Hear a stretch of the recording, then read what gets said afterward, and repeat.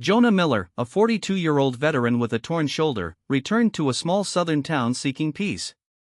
Instead, he found Benji Carter scavenging for scraps, Mrs. Langford's gentle smile masking shadows, and a trembling SOS hidden behind drawn curtains. On a stormy night, when the door finally opened, one question lingered in his chest and ours: when we see a signal for help, will we walk away or will we stay? The small house on the edge of the southern town sat sunken in its own silence, paint peeling, walls stained as if untouched for years. Evening light spilled across the porch boards, tracing every crack, every flake. Jonah Miller sat there, coffee steaming in his left hand. His right shoulder throbbed, the pain prowling beneath the skin like a caged animal, waiting for the wind to shift. Lifting the cup, setting it down again, it felt as though even drinking required more than he had to give. Inside, the kitchen was lined with neatness too precise to be lived in. Knives gleamed. Plates stacked upside down. The refrigerator hummed a flat, endless note. The porch chair creaked now and then, an echo from summers past, when children once played ball in the yard, when the man in this house had someone to come home to. Now emptiness sat across from him, a silent roommate, heavy and unrelenting. He opened the window. Cold air rushed in, carrying the faint scent of wood smoke from somewhere down the street. Memory struck hard, smoke from rifles, distant thunder of blasts, earth showering down like rain turned backward. His shoulder tightened, he braced his left hand on the table, staring into the dark corner of the kitchen where only a broom leaned. Breath came short, heart hammering as if explosions still rumbled just beyond the walls. Then the wave passed. He gripped the table edge, drew in air, forcing himself back. Muscles locked, then slowly eased.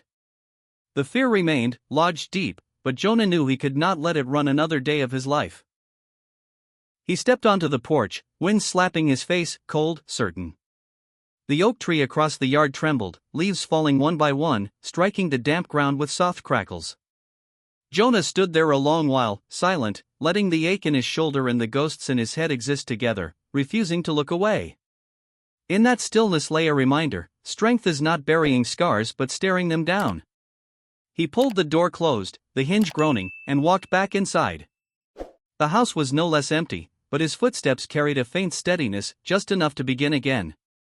Main Street at night was nearly empty.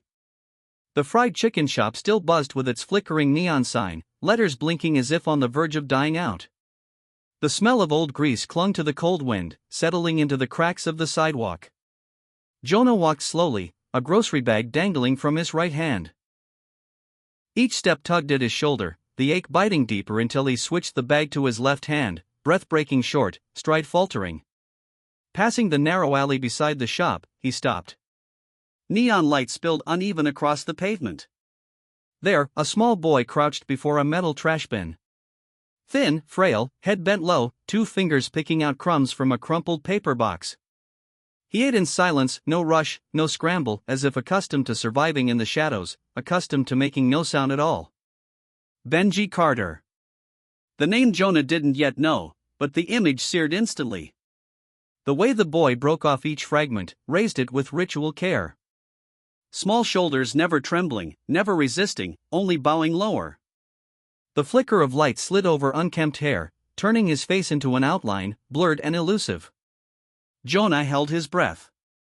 For a moment, he saw again the children on war-torn roads, shirts torn, hands clutching stale bread, eyes following soldiers in silence. The roar of engines, the smoke, all came rushing back. His shoulders seized, the grocery bag slipped, hitting the ground with a muted thud.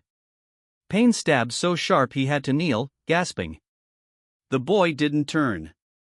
As if the noise belonged to another world. Jonah noticed the empty carton laid neatly at his side, soda can pressed flat. Even while scavenging scraps, the boy tried to leave nothing messy behind. Silence wrapped him, heavy and unnatural. No rebellion. No outcry. Only invisible obedience. Jonah's hand gripped the bag strap tighter, his left trembling slightly. He wanted to step closer, to ask, but his feet rooted to the bricks. Something held him back, a line between a man who had survived battlefields and a child battling hunger here at home. He just watched, gaze fixed. When the boy finished the last crumb, he glanced briefly at the glowing sign, then bent to fold a plastic wrapper, tucking it carefully back into the bin. The small act sent a chill through Jonah. This was not merely survival, it was erasure, learning to leave no trace. Jonah turned away, walked a few steps. But the emptiness he'd felt that afternoon returned, heavier now. And this time it carried the shape of a boy by a trash bin, small hands keeping perfect silence just to go on existing. Heels clicked at the end of the alley, measured, unhurried. A figure emerged under the stuttering neon glow, Mrs. Langford, her gray wool coat neat, hair tied back, face calm with that practiced, gentle smile. In this small town, everyone knew her, the kind woman from church, the neighbor who brought cookies on holidays. She bent, slender fingers wrapping around the boy's wrist. Not rough, not hurried, just the motion of an adult guiding a child home after a small mischief. Yet Benji did not resist, did not recoil. He only clenched the crumb in his fist tighter, as if it were the last thing truly his. Jonah stood still, grocery bag dragging heavy in his hand. To anyone else, the scene was harmless, a caring adult with a child. But to him, something jarred. The way Benji never lifted his gaze, the way he followed half a step behind, like a shadow drained of life. Mrs. Langford looked up, meeting Jonah's eyes. Her smile widened. She nodded politely, tilting her head with the ease of a neighbor passing by. No hesitation, no trace of concealment. That smile alone could convince anyone nothing was wrong. Jonah returned the nod, thin and hollow. Inside, his chest hammered. He had seen the child's small wrist pinched white. He had seen how the boy stayed still, no flinch, no sound, as though it had become routine. They moved on. Her posture straight, the boy trailing silently, swallowed by the night. Even after they disappeared at the far end of the street, Jonah remained rooted in place. In his mind flickered memories, prisoners in camps forced to smile at cameras, children clutching their captors' hands to avoid suspicion. It all folded into one image, a gentle smile and a wrist held too tight. Back in his own house, Jonah placed the bag on the kitchen table. The room was so silent the wall clock's tick echoed loud. His shoulder throbbed again, as if reminding him the truth he had witnessed would not leave him. He pulled out a chair, sat, and stared into the dark window. Mrs. Langford's figure lingered in his mind, her soft smile stretched thin over something hidden deeper. In towns like this, people believed in appearances. A smile, a tray of cookies, a kind word. But Jonah knew the most dangerous things often wear the costume of peace. And tonight, he had seen that costume, alive before him. House number 12 stood wedged between two weathered homes, its facade so neat it seemed lifeless. Beige paint unmarked, porch swept spotless, a doormat aligned perfectly at the door. Every evening, at precisely 7, the porch light clicked on a warm yellow glow, as though welcoming visitors. Yet Jonah had never seen anyone climb those steps. He often watched from across the street, coat pulled tight, his shoulder aching. Raising the phone to take a picture sent pain down his arm, he'd lower it, switch to his left hand. The lens captured stillness, heavy curtains drawn, porch without new footprints, mailbox always empty.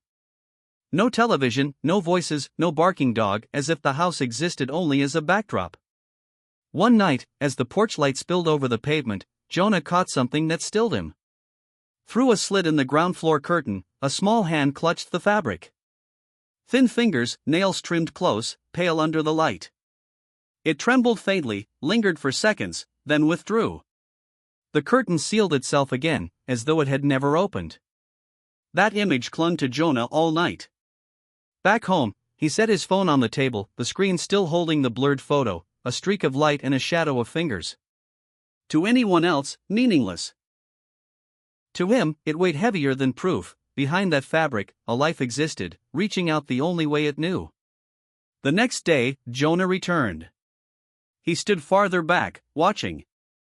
The porch light blinked on at its hour, the curtains stayed drawn.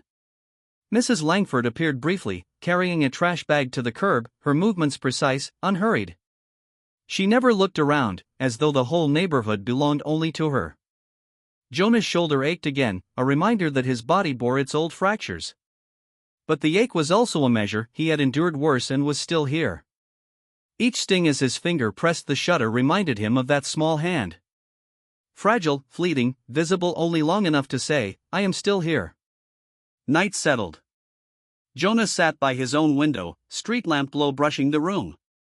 He opened his hardbound notebook, scribbled, "Number 12. Light, 1900 hours. Curtains, unchanged. Hand, 7 seconds." Then he stopped, sitting still. The silence no longer felt ordinary. It pressed, taut, like something waiting to break. To the town, house number 12 stood as a symbol of order and goodness. To Jonah, it was a shell. And what he saw through the gap, a trembling hand disappearing, was enough to crack that shell forever. Evening descended over the town's supermarket lot, sunlight flashing in broken streaks across the gravel. Jonah leaned against his old pickup, groceries set on the back seat, shoulders stiff with ache as he shifted his weight. He was about to climb in when he saw them again, Mrs. Langford, composed, her hand gripping tightly around Benji's small wrist. The boy hurried half a step behind. He did not look around, did not resist. But at the corner of the lot, he faltered. His head turned just enough for his eyes to lock onto Jonah's. Deep. Urgent. Then his hand moved behind his back, 3 fingers pressed together, palm inward. Jonah froze. His chest thundered, drumbeats of an old battlefield. He knew it instantly. The silent SOS signal, taught for hostage rescues, whispered across the distance, "I'm being held. I need help." The world thickened. Pain shot through Jonah's shoulder, sharp enough to bend him toward the truck. But his eyes clung to the boy. In a second, the hand dropped.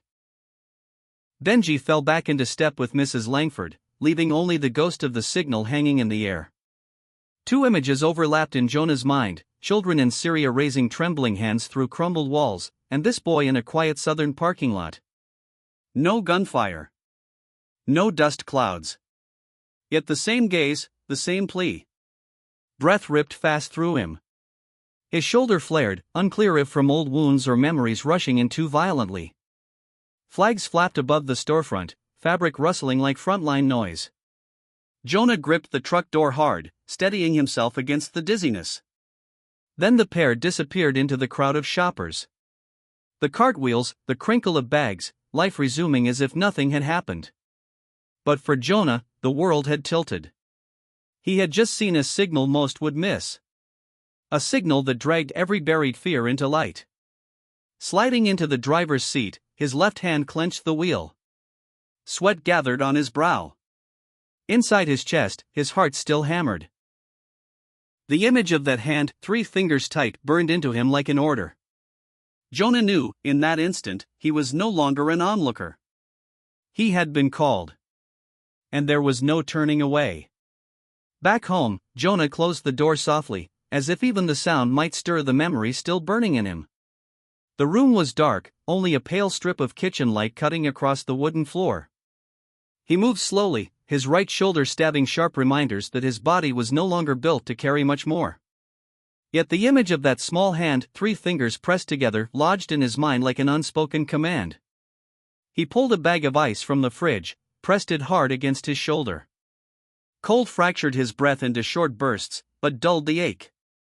Sitting at the table, he opened his hardbound notebook. A blank page waited, and his pen carved the words as it had in the field years ago. Number 12.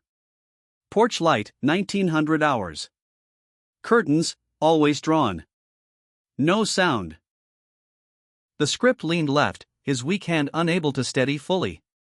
He paused, staring out the window. The night wind rustled leaves, echoing nights of watch duty overseas. Back then, every sound carried meaning, a gust, a step, a sudden light. And now, here in this quiet southern town, the same vigilance returned. Not for himself, but for a boy who had dared to send a desperate signal. Jonah wrote again, observation, not enough. Need proof. The strokes pressed deep, as if fighting the tremor in his hand. He knew crossing this line meant no return. It meant facing the town's suspicion, the pitying looks of those who believed war had left him oversensitive. But silence meant abandonment. And long ago, he had sworn never to turn away from a call for help. The ice melted, dampening his shirt. He set it aside, wiped the water, then bent again to the page. Slowly, he scrawled, "If no one else sees, I will be the one to see." Plain words, but each letter fixed him in place, an anchor against fear. Closing the book, Jonah sat straighter. His chest still beat fast, but not in panic. The pain in his shoulder lingered, yet he had learned to breathe with it. Outside, the wind kept moving, the porch chair creaked. And somewhere behind the curtains of house number 12, a small hand might still be clutching the fabric, waiting for someone with enough courage to notice. In the days that followed, Jonah became a shadow in his own town. He made no noise, asked no questions aloud, only gathered fragments of truth. Each morning, when the fog still lay low, he passed the grocery store. A discarded receipt caught his eye: bread, canned vegetables, cleaning supplies, but never milk, never cereal, nothing for a child. That absence spoke louder than presence. In the afternoons, he sat on a park bench facing the row of military housing. From there, he watched the kitchen window of number 12. Every night at exactly 9 p.m. the light went out. Never earlier, never later. A routine as rigid as barracks life, yet beneath that order lay a fracture. The kitchen never made a sound before the light dimmed, as if it burned only to keep up appearances. Jonah carried an old camera, forcing himself to use his left hand. His right shoulder could no longer bear the weight. The photos often blurred, but they captured enough: the shadow of a child pressed to the curtain, a faint bruise revealed when a sleeve slipped, the slight frame hauling a trash bag far too heavy. He logged it all. The notebook thickened: receipt, no milk, 14th. Kitchen light out 2100 hours, 15th, 16th, 17th. Photo, bruise on left wrist. No laughter. No television. Each line became his breath, holding him steady, reminding him that obsession was not only memory, it was living now before his eyes. One evening, rain fell soft. Jonah stood under a roof across the street, coat soaked, shoulder burning as if stabbed with a dull blade. Through the lens, he saw Benji step out with Mrs. Langford, arms straining against a trash bag twice his size. He stumbled, nearly dropping it on the porch step. Mrs. Langford didn't bend to help, she only held the door, waiting for him to drag it himself. The porch light glared down, exposing the child's face, etched with quiet surrender. Jonah lowered the camera, anger swelling hot inside his chest. He leaned against the wall, rain running cold down his neck. He had seen this scene 1,000 times elsewhere: small hands forced to carry more than they could, the weak abandoned. And this time it was here, in a town that believed itself safe. Back home, he dried his notebook and wrote: observation, clear coercion. Not silence alone. Child burdened with weight not his own. He set down the pen, resolve hardening. He knew he had crossed from observer to participant. There was no turning back. The small park at the end of the street emptied out as dusk came. Maples stood still, their shadows stretched across the stone path. The last cicadas buzzed, but even their noise couldn't fill the hollow air. Jonah sat for a while, then rose, placing a sealed carton of milk and a packet of tissues on the bench across from him. No note, no sign. Just two small things left beneath the fading light. He stepped back, moving toward the lakeside path, pretending to study the rippling water. His heart beat slow but heavy, shoulder aching, but he kept his stance casual, as though only a passerby. Wind carried the smell of weeds and damp earth. He didn't look straight, only watched the bench from the corner of his eye. After a while, a small figure appeared. Benji walked beside Mrs. Langford. She was on the phone, voice low but sharp, never glancing back. The boy trailed with a white plastic bag in his hand. Nearing the bench, his eyes flickered, pausing. Jonah held his breath. The boy hesitated for a second, then stepped closer. He set down the bag, opened the tissue pack, pulled one sheet free. Movements careful, deliberate, quiet, as though any sound might freeze the world. He wiped the grease from his fingers, folded the tissue neatly, slipped it into the plastic bag. The milk carton remained untouched. Still in place.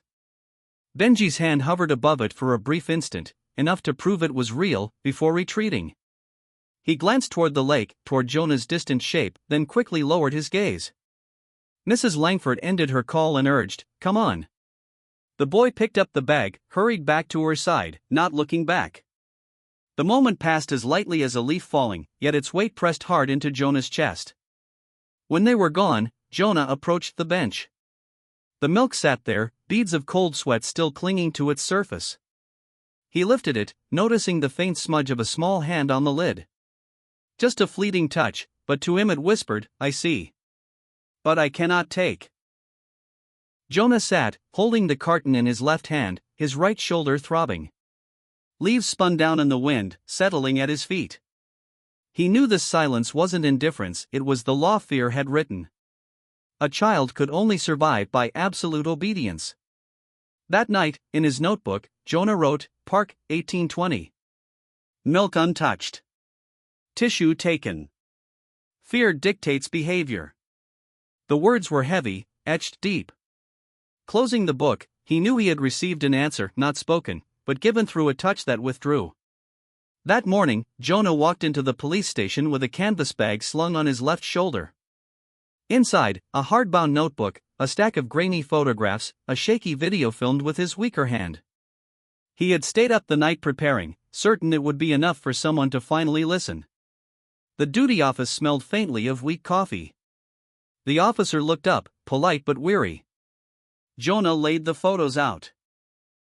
The bruise on the boy's wrist, the shadow pressed against the curtain, the trash bag dragging down the porch steps. Each image stabbed Jonah anew as he spread them on the desk. The officer examined them, tapping a finger on the table. Then he looked up, voice calm, "You'll need clearer proof. They're not enough." Jonah said nothing. He'd heard the same sentence delivered in many tones, skepticism, pity. This was a mix of both. He nodded, gathered the papers, tucked them back into the bag. No argument, no protest. He knew it would be useless. Rain had begun when he stepped outside. The wipers beat across his old truck's windshield, steady as a drum. His shoulder throbbed, forcing him to lean into the seat, breath heavy. Weariness pressed down hard. He wondered what he was, just a veteran chasing ghosts, seeing patterns no one else believed. Pulling over, he killed the engine. Rain streaked the glass, blurring the world. He watched the droplets merge, run down as if they knew their path while he did not. And in that blurred silence, echoes of war returned, reports ignored, distress calls unanswered. The cost of silence still lived in him. Jonah gripped the wheel with his left hand, veins straining. Pain tore through his shoulder, but he held on. The ache grounded him, reminded him he was still alive, still capable of resisting the numbness. He restarted the engine, steering slowly toward house number 12. Rain smeared the streetlights into pale streaks.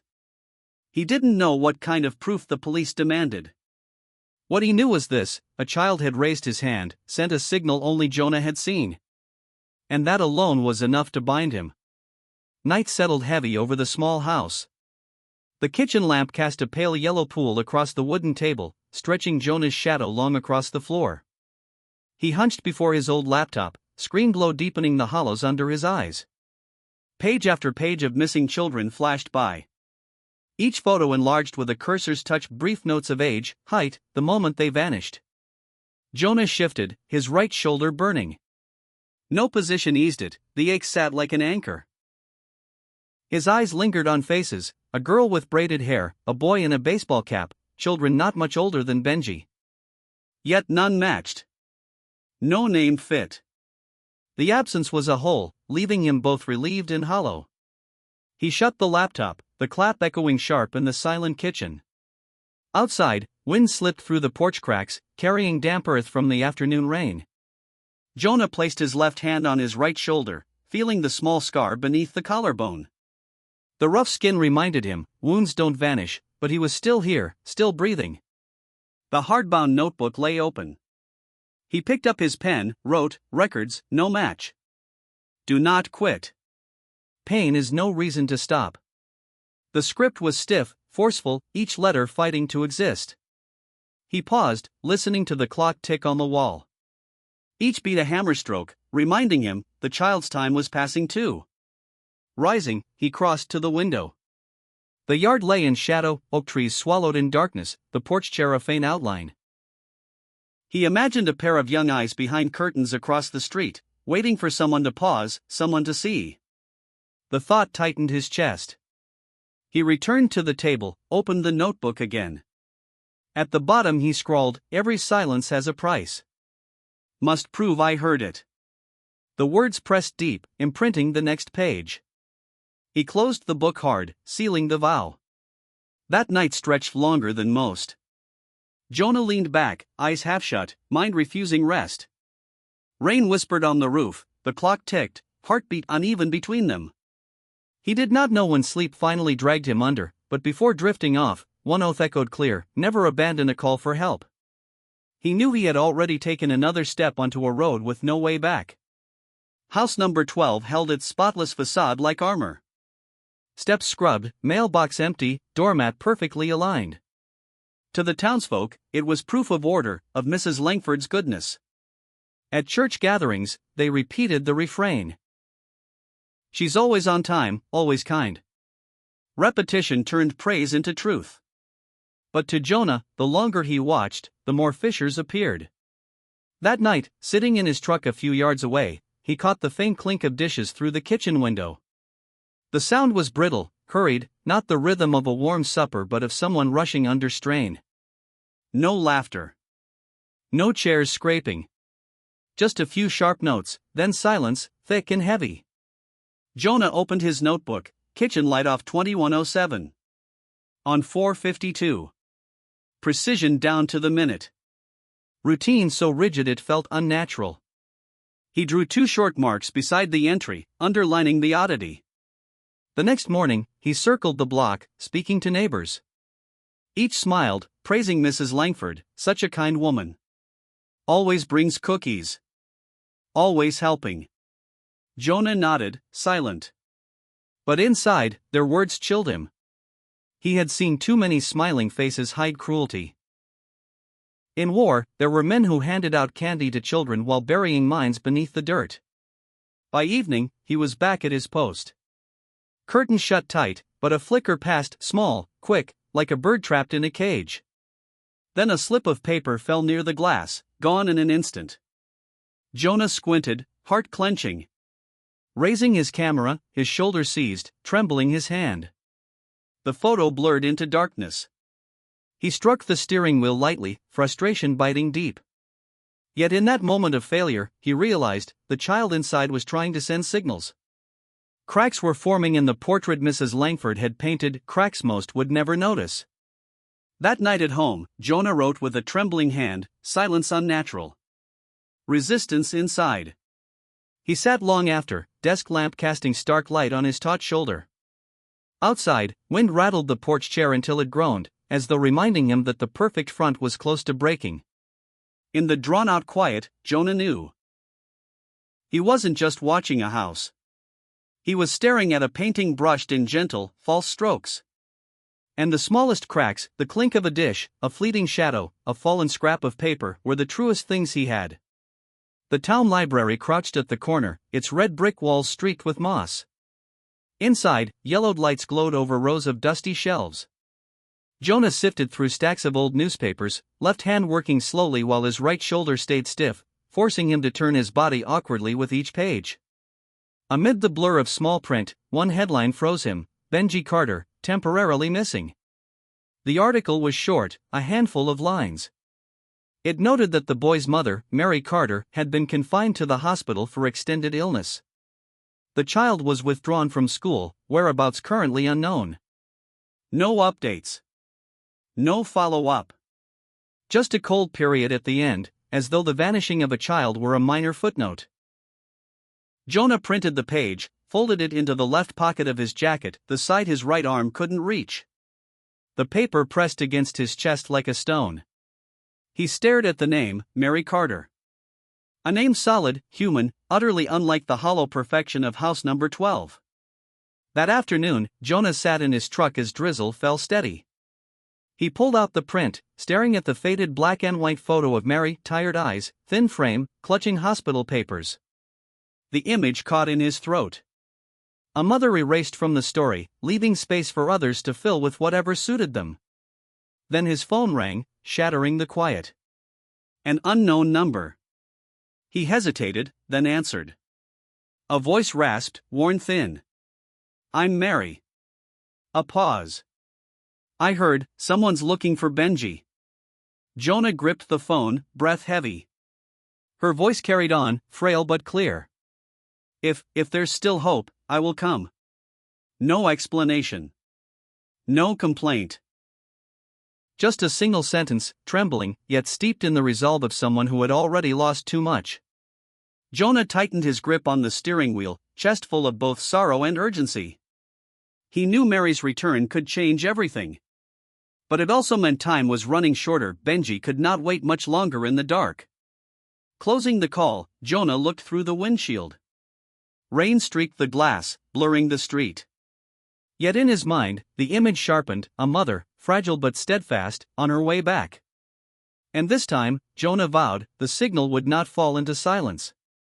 Rain lashed the tin roof, drumming in relentless bursts, drowning out the town's usual hum. The street before house number 12 lay empty, street lamps spilling dull streaks of light into the curtain of white. Jonah pressed himself against a tree, coat soaked, water streaming cold down his neck. From inside came sound faint, but enough to tighten his chest. A muffled sob, hurriedly stifled. Then a chair scraping harshly across the floor. The moment tore open the false calm Mrs. Langford had painted for years. Jonah knew this was no longer a time for notes. This was the boundary. He crossed the lawn, shoes slipping in the wet grass. The fence loomed, frail but high enough to challenge. Jonah braced with his left arm, heaved himself over, his right shoulder flaring pain from blade to spine. He clenched his teeth, sweat mixing with rain, and crashed heavily on the other side. The back door stood ajar, a sliver of light spilling onto the tiles. Care too neat, with one crack. Jonah approached, heartbeat pounding, his wet palm gripping the frame. He paused, inhaling deeply, to separate his pulse from the rain's beat. Memory surged, raids into enemy compounds, fear rushing with adrenaline, shallow breaths in the dark. But this time, it was not a war zone far away, it was a house in his own town. And not a soldier to save, but a child. He pushed gently, the door creaked. Inside lay dim corridors, yellow light flickering across the walls. His shoes left dark prints on the floor. The sob came again, clearer now, pulling him forward. A low angry murmur followed, Mrs. Langford's voice, then the crash of something breaking. His shoulder burned, a reminder that his body wasn't fit for confrontation.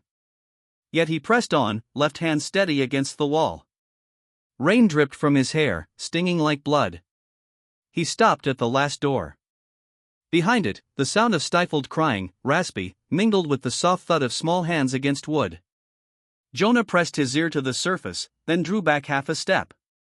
His breath came ragged, his hand trembling on the knob. He knew, standing still meant betrayal of the signal he had seen. He tightened the strap of his coat, braced himself, and shoved the door wide. The door swung open, damp air spilling from the old house, carrying mold and bleach. In the cramped storage room, just enough space for a thin mattress, lay a frayed blanket, a half-empty bottle of water, and faint marks of rope on the floor. Jonah stood at the threshold, his shadow stretching long. The boy looked up, dark-ringed eyes, no tears left. He didn't cry. He only took half a step toward the light, as if instinct whispered that safety lay there.